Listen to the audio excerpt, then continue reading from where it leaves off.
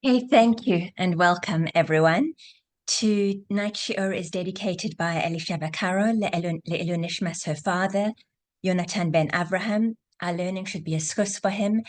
Elisha, on behalf of all of us, Hashem Yenachem Eskem, Hashem should comfort you. And Pesach Hashem, as we said, our learning today should be a schus for him. I belong to a Tehillim group, where, as the name suggests, we say Tehillim.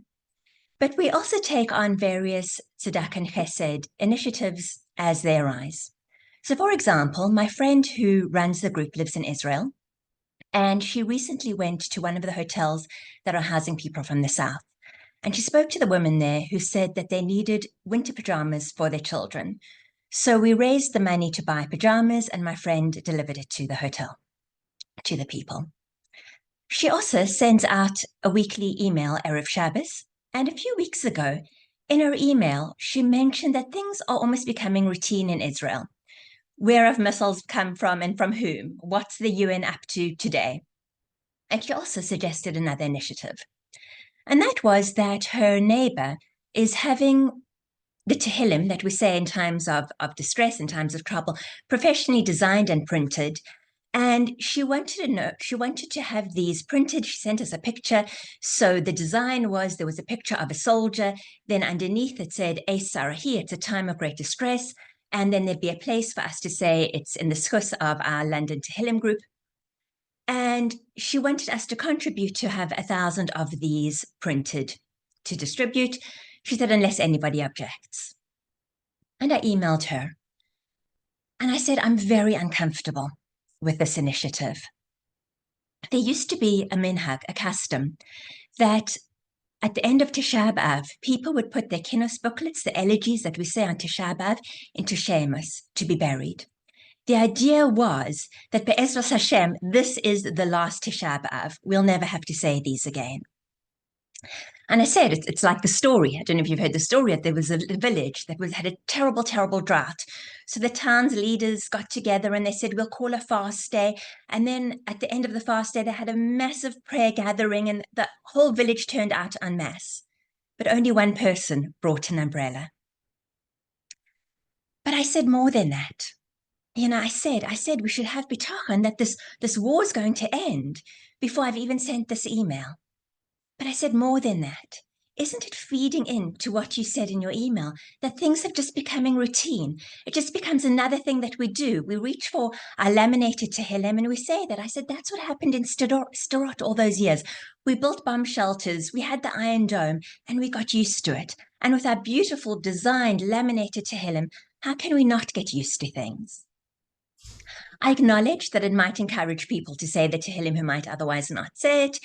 And I said, different people have different approaches. Case in point, my sister-in-law wears a sticker with the number of days that the hostages have been held every day. And she writes them out 6 at a time. Whereas she told me that my brother is uncomfortable with that. He wants her to write them out 1 day at a time.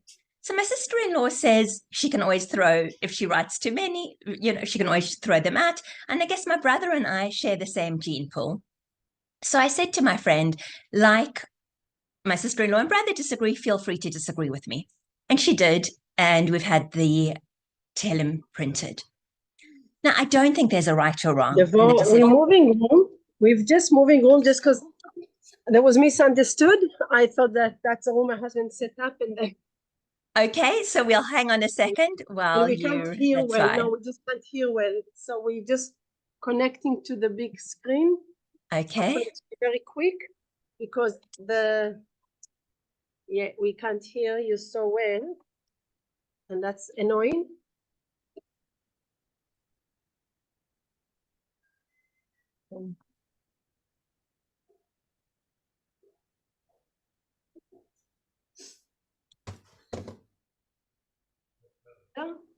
This is much better. In Australia, They let you to take care of that, and that's what you do. I thought that it's on in your hand. Okay, have you taken us off speaker? Robertson is just setting it up. Okay, we're ready. So you sorted. You're all there? Yeah, now And you've got your tea and coffee, the most important things? You ready? Yes. Okay. And yeah, we can hear you better. Thank you. So I don't think there is a right or wrong in the decision to have this Tehillim printed. I can see the value on both sides to the argument. So why am I sharing this with you? A few days after this conversation, I joined a musavad. What that is the rabbi gives a short 5-minute little talk on a certain area of growth, and then gives us a few exercises to implement that week. The idea being that Be'ezras Hashem, please God, will implement growth and change in our relationship to Hashem, to others, and to ourselves. So I was listening to what the rabbi said and the exercises he was giving, and he said, we can't say that we're not going to eat cakes or ice cream. He said, that's for people on very, very high levels. And I said, oh, really? Because, b'li ayin hara, I've kept to my b'li neder commitment not to have sugar except on Shabbos until the hostages are returned. But before I could even reach for my halo, I came tumbling back to earth. Because he finished saying, so just once a day, pause for a few seconds before you eat, and he said, we're all saying Tehillim for Eretz Yisrael. But you know what happens as you say them every day, it becomes routine. So he said, at least stop and pause and think when you're saying Achenu. And I froze. Because I needed to do that. But just a few days before, I'd said to my friend, we should be davening as if the war can end at any moment. So why were my actions not like that? And I've been thinking about this a lot because I really do believe that this war can Be'ezras Hashem end in an instant. It might involve a nuclear bomb, chas v'shalom, but be that as it may. And I do believe in the koach and the power of Tehillim and tefillah. So why do my actions not reflect that? Why am I feeling a disconnect? And there's a certain energy, or should I say lack of energy, that I feel. And I don't think it's only me. I mean, I'd be happy if you all said, no, Deborah, we're not feeling this, we're cool, this is your issue. But from conversations I've had with people and from shiurim that I've listened to, I think that this is a much wider reach. About 5 weeks ago, the header for Rabbanit Yemima Mizrahi's weekly email was, why haven't we won yet? And the blurb read as follows: 100 days of war, 100 days in captivity, and we feel our strength and determination giving out. Why haven't we won yet? And where are you, redemption? And this is the energy I'm talking about. We're tired.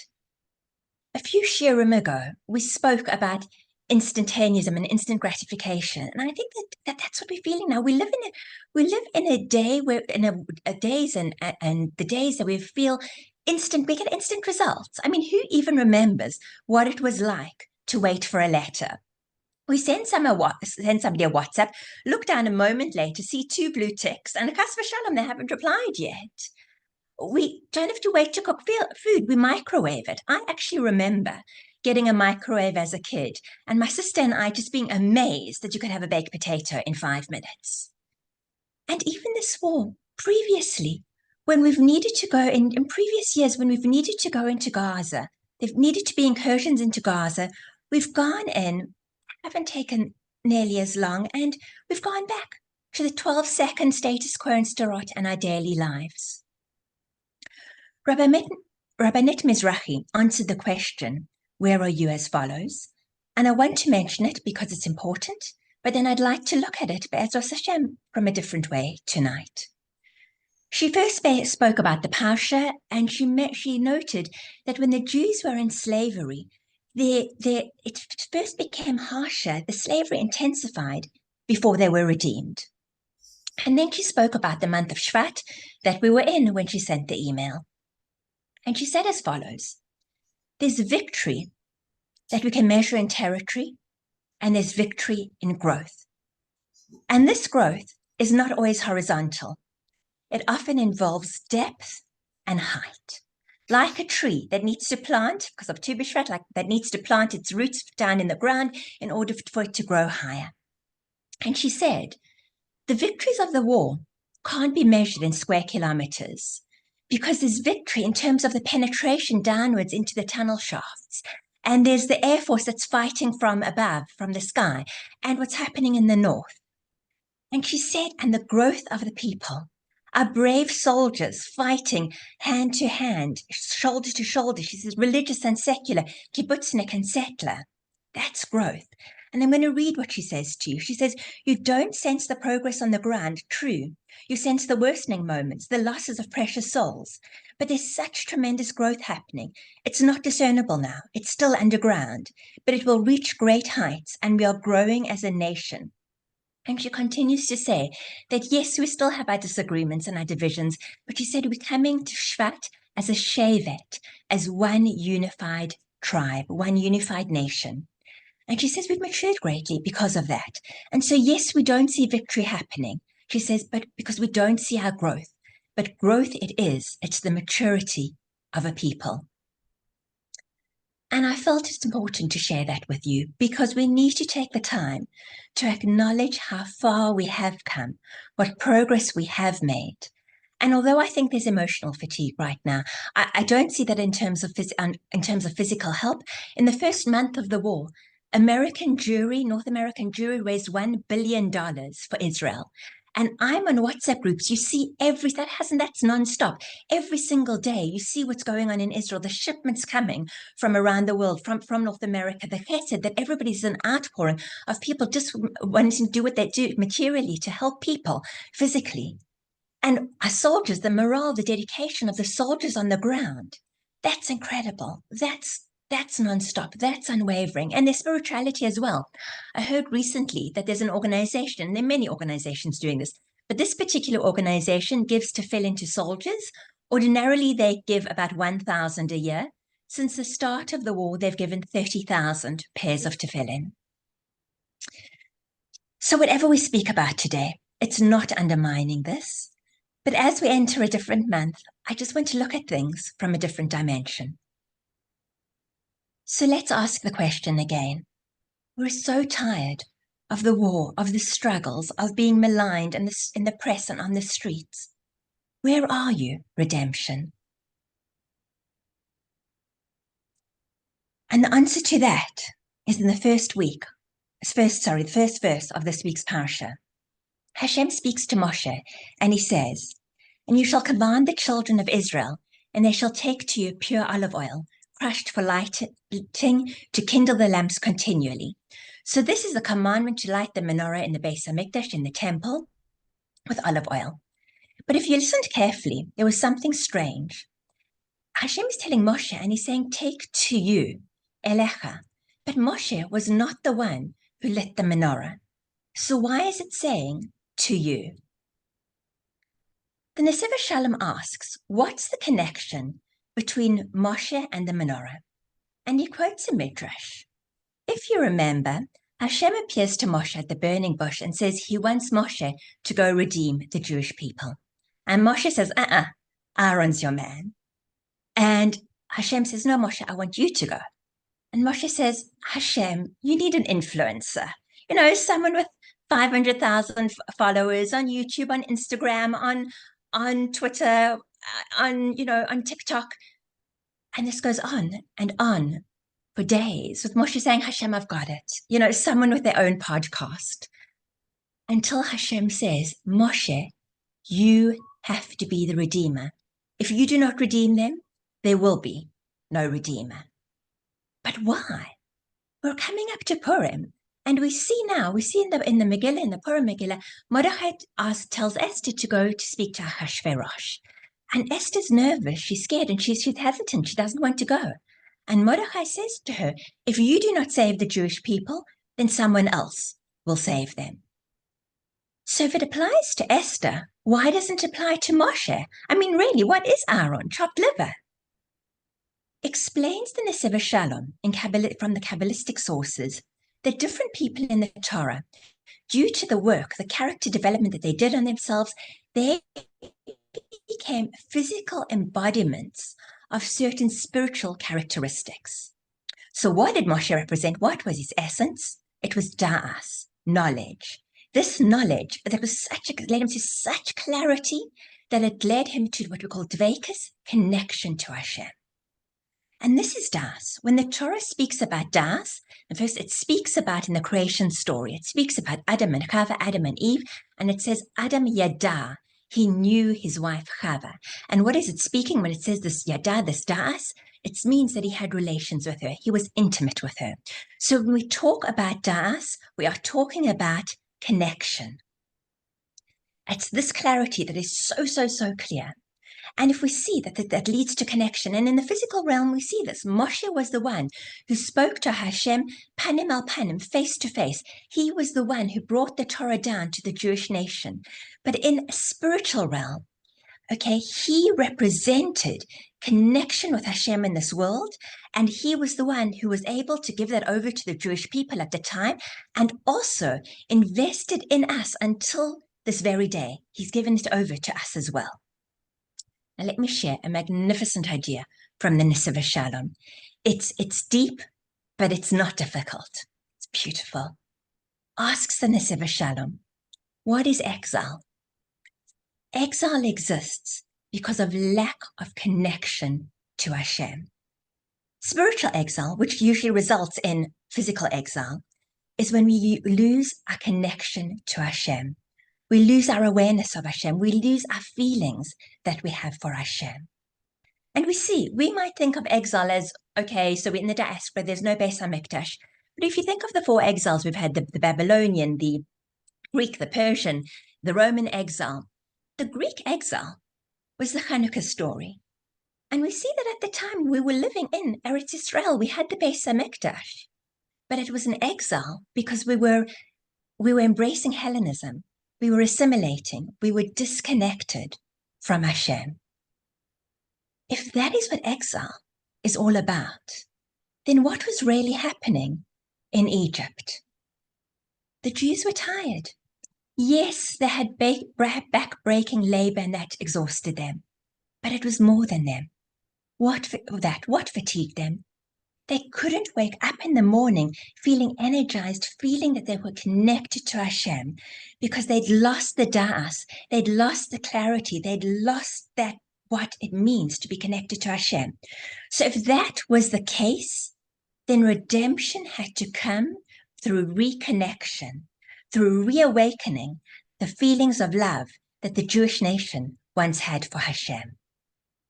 Says Hashem to Moshe, you are the only one who can do that, because you are the living embodiment of this da'as, of this connection, the spiritual characteristic. And if you don't do it, then nobody can.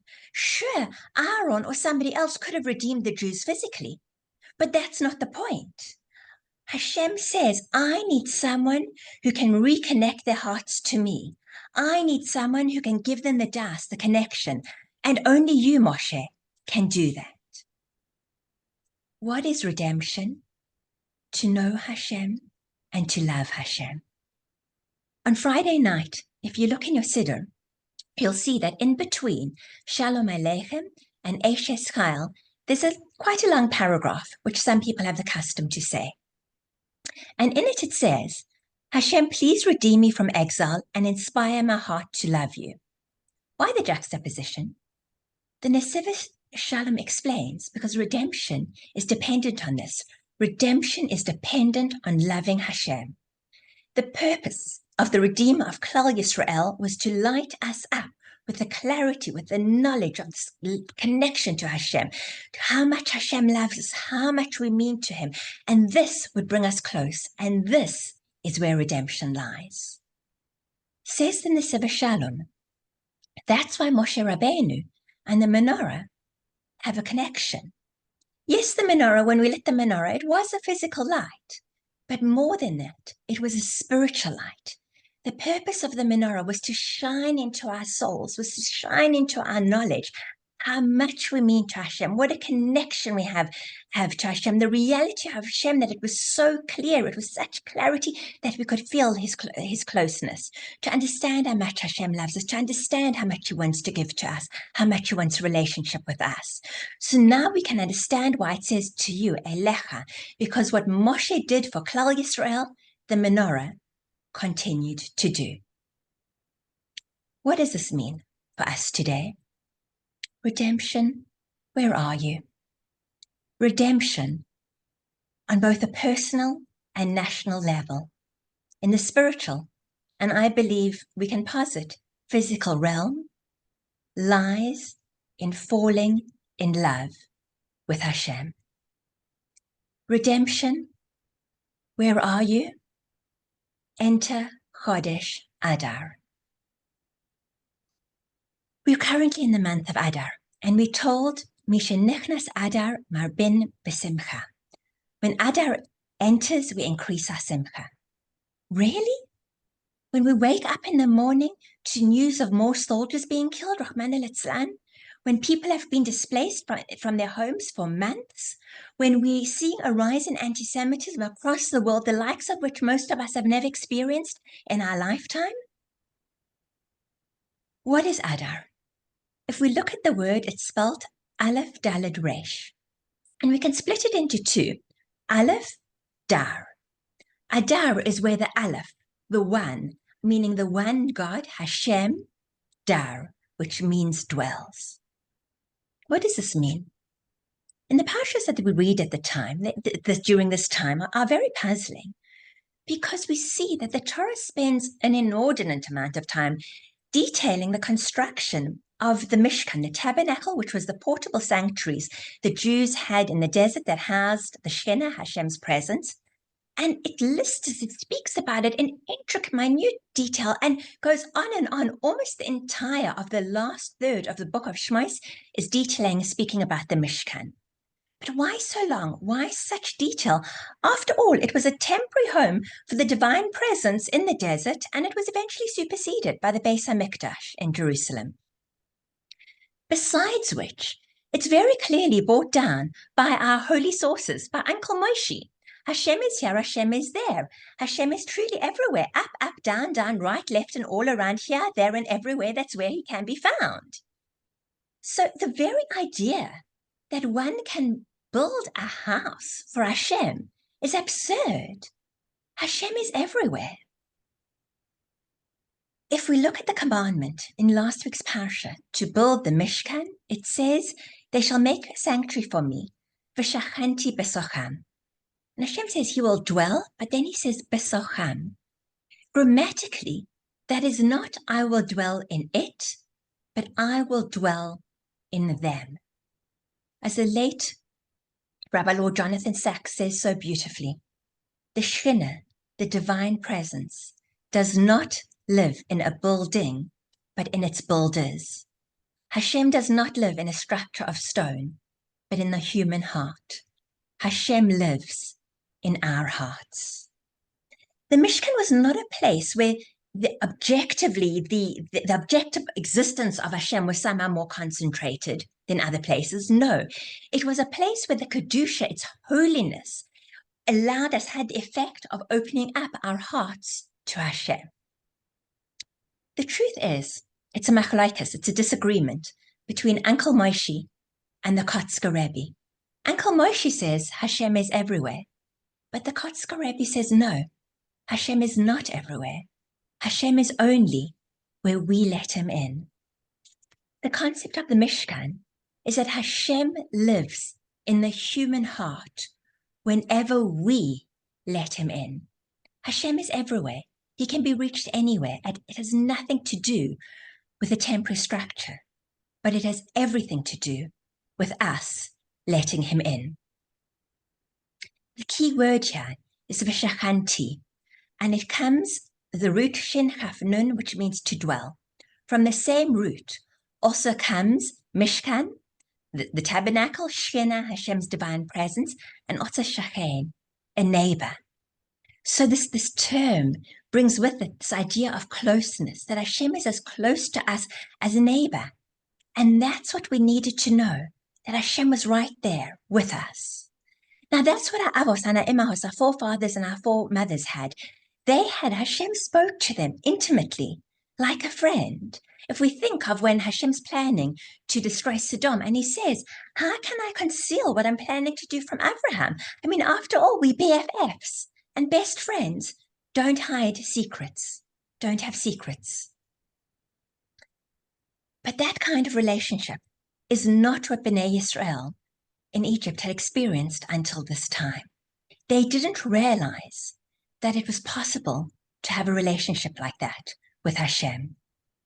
And it would be a tragedy if we went through life without realizing that either. So how do we get this das? How do we get this knowledge? How do we become close to Hashem? How can we sense his presence? Someone once asked Rabbi Din Steinsaltz, they said, in a lecture, they said, how can we feel Hashem and how can we get close to him? And he answered that those are actually two questions. And he said, for the first one, how do you feel Hashem? A few milligrams of LSD might help you.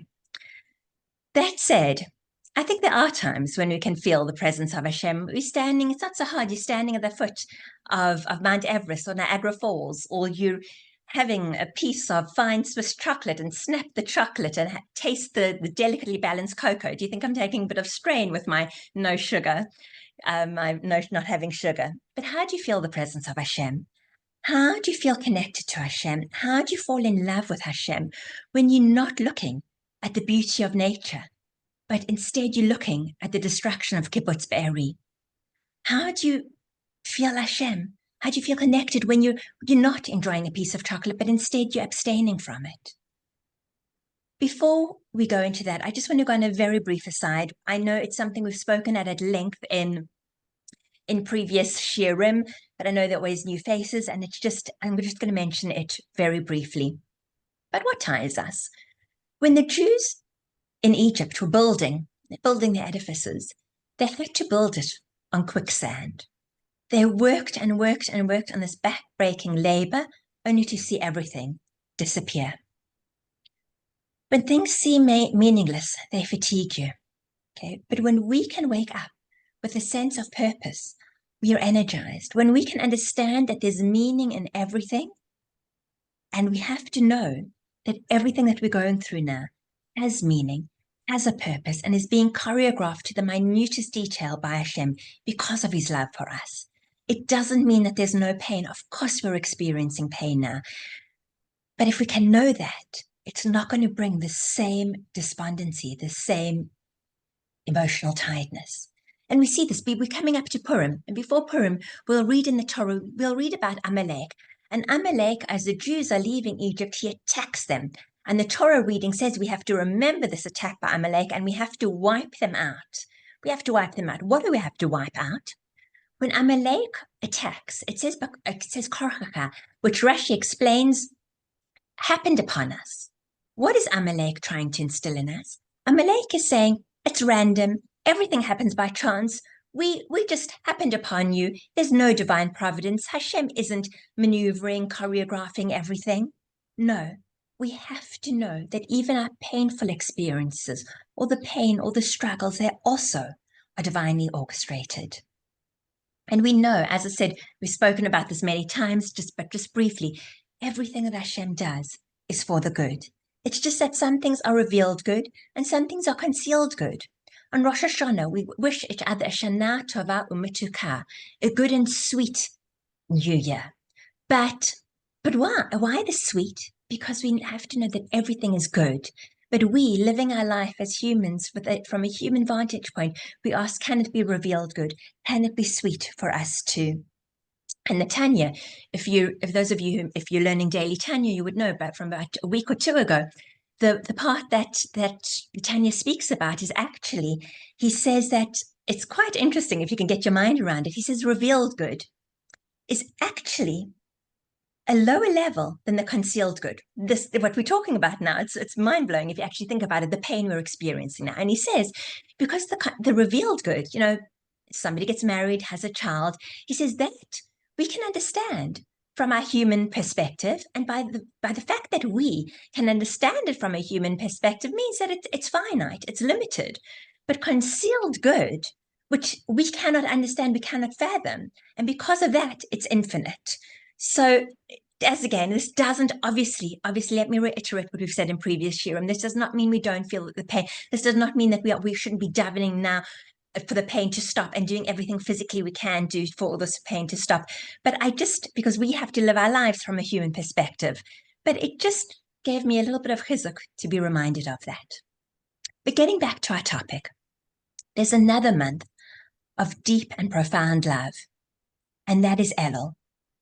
There are many acronyms for Elul, but the most common one is Ani ledoidi v'doidi li. I am for my beloved, and my beloved is for me. And that's a verse from SHIUR. But if you have to read SHIUR, you'll notice it doesn't speak about our love for Hashem or Hashem's love for us. It is Ani v'doidi v'doidi li. It is about reciprocal love. It's about both of us, two parties, invested in the relationship. So how do we fall in love with Hashem? For starters, we have to know that Hashem is head over heels in love with us. And I'll prove it to you. So there's a beautiful Orach Chaim. And he says, if you look at it, when the Torah is speaking about the Jews coming to Har Sinai to receive the Torah, and it tells that they arrived in Har Sinai, and then it talks about them leaving Refidim. But really, chronologically, they should have put Refidim before they spoke about Har Sinai. So the Orach Chaim, speaking in the 1700s, says, do you know why? He says, because Hashem's head over heels in love with us. And he says his words are love overturns civilities. What does it mean? It says that Hashem was so excited. He was so looking forward for us coming to Har Sinai, which Chazal, our sages, tell us is like a chuppah. It's like a chuppah when we're going to be married. And Hashem is just so excited and waiting in such anticipation and everything that he couldn't hold back his burning love to wait for us to finally arrive. So he mentions us arriving in Har Sinai, even though it comes before Refidim, and he breaks the normal rules of organization. So Hashem loves us. Fortunately for us, it's very easy to fall in love with Hashem. We all have an intrinsic love of Hashem. It's when we call the Pintele Yid, that part of us, that's part of us that's always connected, that loves Hashem. So what we need to do is uncover it. And how to uncover it is also relatively simple, but it does take time and requires consistency. What is love? In Hebrew, we say ahava. And the root of ahava is hav, which means to give. The more one gives to another, the more one comes to love them. So if we can notice how much Hashem does for us, how much he gives to us, how he cares for us, how he maneuvers every little thing, then we can come to love him. So I've kept a gratitude / hashgacha pratis, divine providence diary, since I was 18. And I say / because I feel that if you have gratitude for something, then you must notice the hashgacha pratis, Hashem's hand in it. And if I notice Hashem's hand in something, then obviously it leads me to gratitude. But why do I do this? Because what you put your attention on grows stronger. So firstly, if I thank Hashem every time I get through a green traffic light, then when I get the times when I get a red traffic light, I remember all the times that Hashem's given me a green traffic light, and understanding that Hashem loves me, he cares for me, there must be purpose and meaning to this as well. But what when we're not talking about traffic lights? What about when we're talking about things like war? What then? So I want to share something that happened to me recently. Now, I'm not in any way comparing loss of money to things like illness or death, chas v'shalom. And those of you who have been learning from me for a while and have heard some of previous shiurim on the subject will know that I've pulled down the same idea when I've been speaking things about my parents' death, about my cancer diagnosis, my loss of fertility. But today, because this just happened very recently and it's fresh in my mind, I'm going to share a more prosaic example with you. So a few weeks ago, it was Parshas Beshalach. And in Parshas Beshalach, we read the portion of the man when Hashem used to send the manna down for us in the desert. And on the Tuesday of Parshas Beshalach that week, there's a segula to read the portion where it speaks about the manna, the man from heaven. It's a segula to read it for parnasa, for livelihood. So I sat down, I davened Shacharis, I sat down and I read through that portion. I read through it twice, and I really, really tried to imbibe, to understand, to instill upon myself what it means that Hashem is caring for me and looking after me and providing me with exactly what I need. Anyway, I finished it and I put on my phone, and there's 2 missed calls from the accountant who dealt with my late dad's estate, and an email from him saying that the government had found some obscure way to double tax the house, and he needed 180,000 Rand from me immediately. Moment of truth. My initial reaction was, Hashem, really? Aren't you meant to say Pashas Haman and like win the lottery? But then, because of the decades of every single day trying to notice Hashem's hand in things and how much he gives for me, I did flip it. And I cannot begin to tell you what gratitude I have to Hashem for that absolutely perfect timing. Because I had just spent a long time working through the notion that Hashem provides every single penny or rand, or in this case takes away from us. And because that was fresh in my mind, it was so much easier for me to deal with this. Now, this is a huge amount of money, and it affects me in a big way on a daily basis. Firstly, forget about being able to buy a flat, but on a daily basis, I'm currently relying on interest from that coming in. I'm living off that interest. So I spoke to the accountant and I said to him, can't we appeal? He said, there's no ways we can appeal. And he says he really needs the money urgently because the government don't even ask, but like, they were taxing the house on what it was sold at. The house was only sold 6 months ago, but yet they were now charging us interest on that amount from the date from 4 years ago, from the time my dad died. So he said he really, really needs this money urgently. And I'm like, oh, sure. I've just got 180,000 Rand taxed on the floorboards. Like, where am I meant to get 180,000 Rand from in a few? I'll tell you where. Hashem loves me. Hashem looks after me. That's how. Just watch how much Hashem gives to me by maneuvering everything. Now, to really understand the impact on this, you have to know I have a degree. I have a finance degree. I majored in economics. I'm absolutely meticulous when it comes to money. But despite that, I dropped the ball on an investment. And again, like the only way I think I could have done this knowing myself is that if Hashem had a hand in it, because usually, or most of the banks that I have investments, it was in this a certain investment I had, it was a 90-day investment. And usually the banks, if you don't give them an instruction, they just at the end of 90 days, they reinvest the money.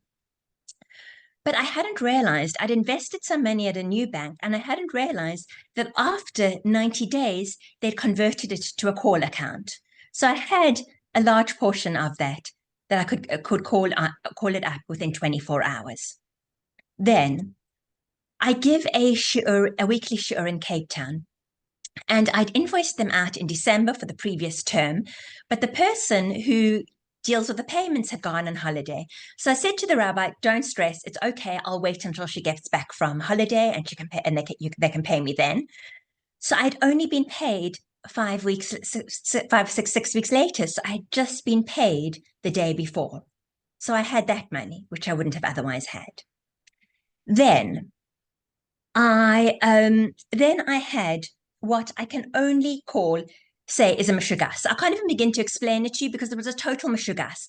But I had more money. I'd noticed a few days before that there was more money in my call account, in my 24-hour account than I actually needed, and that I wanted to move to a 32-day to a longer investment so I could get more interest. And it was just a mishugas that I said, you know what, I'm going to rather wait until the interest comes in that I live off, and I'm going to transfer from the interest. So I had that money to hand. And then it was 2 days before my interest came in. So I took what I needed for like medical aid, rent, and whatever, and cleared out my bank account. And within 48 hours, I had 180,000 Rand. Now, I don't profess to be the paradigm of Emunah. And while Chasta Hashem, this isn't a health issue or the like, it's also not a walk in the park. 2 days after this happened, I contacted the shul where I give my weekly shiurim, because I was meant to start, and I said, why haven't we started yet? And they said, the committee slashed the budget for adult education. So those shiurim were put on hold, and then a week after that, I had to go to the endocrinologist, and the medical aid doesn't cover it. It covers a small amount. So I put it on my credit card, maxed out my credit card. And then I went to the shops to buy some groceries, and I realized I actually can't do this because I've cleared out my bank account and maxed out my credit card. It was not a fun realization. So it is a loss, and it makes a huge impact on my life. So I'm not in denial, and I'm not sugarcoating things, but I have a choice. I can focus on the loss and get worried and anxious, or I can focus on how much Hashem gives to me, how much he loves me. Just look what he did with that absolutely perfect timing. I mean, and I definitely know so much of the way I'm dealing with it was because of that timing, and how he pulled that all together, all those strands, so that I had the money to pay. And so, yes, instead of feeling tired and despondent from this, I feel loved. And I feel something else as well. We asked, Misha nichnas Adar marbin b'simcha. When Adar comes, we increase our simcha. And we said, but how? With everything going on, how?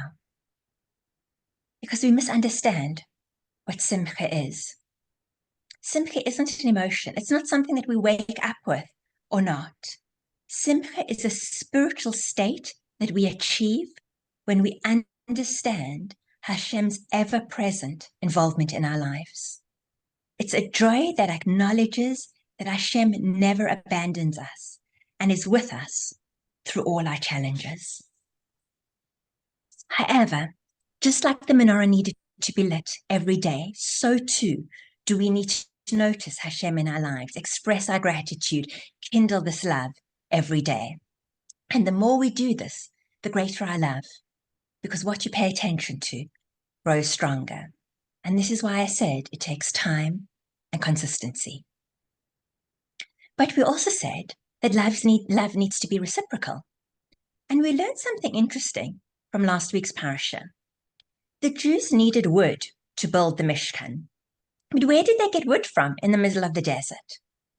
So hundreds of years earlier, Yaakov knew through prophecy that his children, his grandchildren, great-grandchildren would be enslaved in Egypt, and then they would be liberated, and they would go into the Egypt and need wood to build a Mishkan.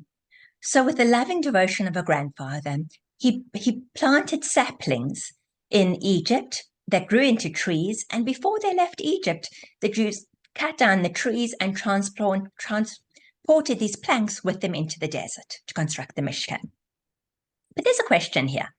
Now, I know Yaakov was a Jewish father and not a Jewish mother, but what about food? I mean, if he was so worried about how they'd survive in the desert, then surely he should have planted cocoa beans or something like that. Obviously, he was certain that Hashem would provide for the Jews in the desert, as we see he did. Hashem sent them manna, and he sent them water from Miriam's well. So surely Hashem would have provided lumber for their construction needs. Why did Yaakov have to plant these trees in Egypt?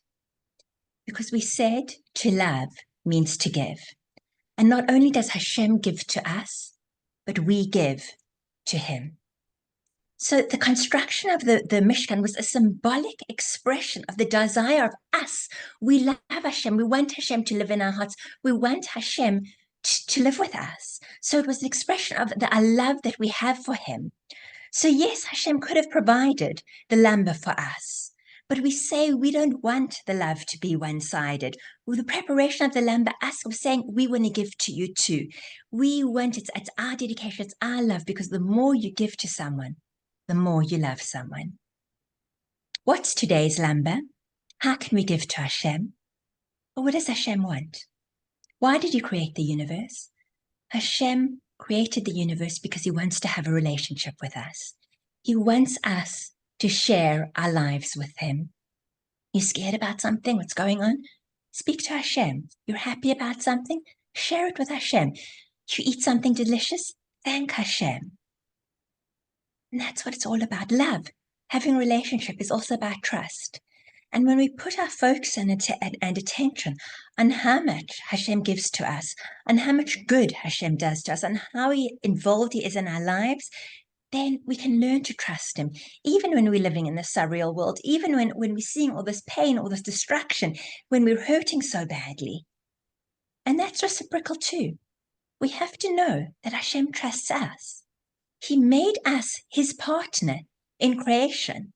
Just like Hashem says to Moshe, unless you redeem them, there will be no redeemer. We have to know that we are in this world today because there is something that Hashem says, no, only you can do. Only you can do it. And Hashem has faith and trust and confidence in us that we will do it. So an antidote to this tiredness, to this disconnect, is to know that what we do matters. We matter. Now, I said that I've kept this gratitude diary, Leonard, since I was 18, but actually, since I had cancer, I'm just absolutely exhausted. So what's often happened was I'd get to the evening and I'd just fall asleep before I'd written in my diary. So about 2 years ago, I realized most days I'm not writing anything, so I switched. And what I switched to was when I daven Shacharis and Mincha, in Shemona Esrei, when I get to Modim, the prayer of Thanksgiving, I think of 10 things that I'm grateful for. But the way I do it is, I don't say it has to be like 10 things like sight or taste or things like that. It has to be 10 things that have happened that I'm grateful for since the previous Shemona Esrei. However, I made one exception, and that is that in every Shemona Esrei, I thank Hashem, Baruch Hashem, for my health. You know, that he and actually right now I just got a Google photo today and it showed me a picture of my hair having fallen out 7 years ago today. But anyway, so Baruch Hashem, I thank Hashem every Shemona Esrei. I thank Him for my health. And then I do another 9 new things. But since October the 7th, I've added another thing that I thank Hashem for in every Shemona Esrei, and that is I thank Hashem that I'm Jewish. Just at a very basic level. I mean, when you look in the media and you look not just at the hatred that's out there, but the drivel, the absolute stupidity that people are spewing out, and I just say, Baruch Hashem, I'm on the right side of history. But deeper than that, what does it mean? Baruch Hashem, I'm Jewish. What does it mean to be Jewish? It means that Hashem chose me. Hashem chose you and me. The Nesivah Shalom says that He is filled with love when He thinks that Hashem has allowed us to get close to Him. Just think about it. Hashem loves us. He doesn't just know we exist, but He involves Himself and He's aware of every single little thing that goes on in our lives. He's aware of, he thinks about us, He cares about us, He craves a relationship with us. He loves us. And all He asks in return is for us to love Him back. It's easy to sit in a SHIUR and hear beautiful ideas and feel inspired. But then we get back to our lives and we think, oh, come on, Devorah, really, my one little, okay, you've inspired me, like I'll say a little bracha, I'll do this or whatever. That's really going to mean something. That's giving something to Hashem. And you say, speak to Hashem, talk to Him all the time. Do you know how much I can fetch? To asking Hashem to live in my heart, you know, there are people on high levels, you know, like people who don't eat sugar. Like surely Hashem wants to rather live in their hearts. The Baal Shem Tov, the founder of Hasidim, once saw he was shown from heaven that there was a shepherd boy who was serving Hashem better than he was. So the Baal Shem Tov had a longing to learn from the shepherd boy to see what was it, how did he serve Hashem. So he called some of his disciples and they went and they traveled to the village where this shepherd boy was tending to his flock. And they arrive at the mountainside and they watch as the shepherd boy blows his shepherd's horn and calls the flock, and they're drinking from the water. And the shepherd turns to the heavens and he says, Hashem, master of the universe, you are so great, you are so kind, you provide food for every single one of your creatures, from the greatest of kings to the sheep to me. There's so much you do. He says, but Hashem, I was abandoned, I was orphaned by my parents. I never learned Torah. I do not know how to learn Torah. What can I do for you? He says, I know how to blow my shepherd's horn. So Hashem, I will blow my horn for you. And he blows his horn with all his might until he's exhausted. And then he gets his strength back and he says, but Hashem, master of the universe, you do so much. You care for us. You're involved with every single part of my entire life. But what can I do? I never had an education. I never learned how to pray. I was orphaned. I do not know how to pray. I do not know any prayers.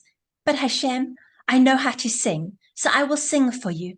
And he sings to Hashem with all his might.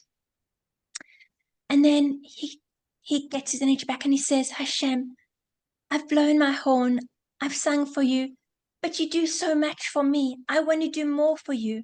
I know what I'll do. And he starts doing headstands and handstands and somersaults until he's exhausted.